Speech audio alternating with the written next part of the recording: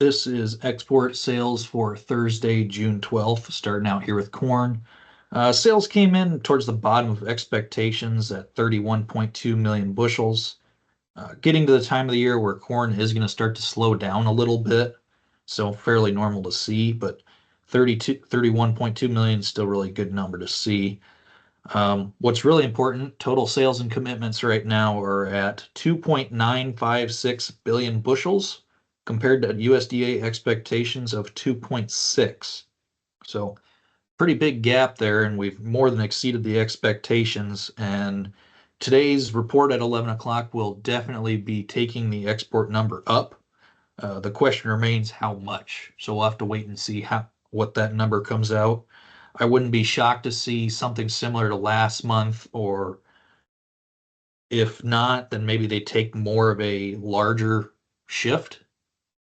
But my expectations are somewhere in that 50 to 100 million, not anything too record breaking by any means. So moving on to the soy complex, bean sales were pretty rough this week, 2.3 million bushels.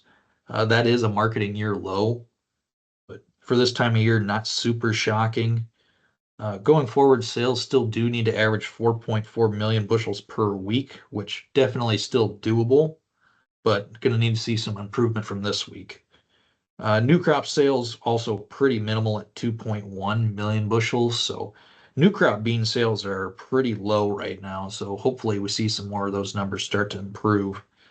Going into today's report, wouldn't expect any big changes out of the bean side of things on export numbers. I'd expect that to stay where it's at. Could they maybe slim it down a little bit? Yes. But as of right now, the numbers are still well reachable. So my expectations are for those to remain unchanged.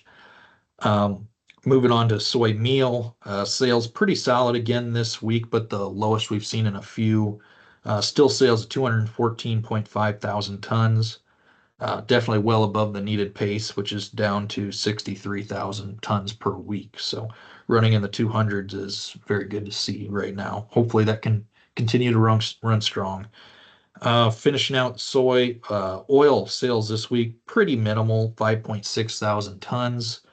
Still well above that needed pace of just 1.2 per week. So oil just continuing to do what it needs to do. And overall in the soy complex right now, pretty in line with expectations. Switching over now to wheat, sales were towards the bottom of expectations this week at 14.3 million bushels. Uh, Kind of disappointing to see there, but on the flip side, commitments right now are the highest we've seen in wheat for new crop at this point in about 6 years. And the needed pace going forward is just 10.5 million per week versus last year we were closer to 12 than 10. So I wouldn't be expecting a big wheat move this early in the year. Could they take the exports maybe up a pinch? Yes, but I'm not expecting a big mover there either. So overall, corn's going to be the most interesting one to see today. Soy complex, I'm expecting to see fairly unchanged, and wheat, I wouldn't expect a big change there either. So that is it for export sales on Thursday, June 12th.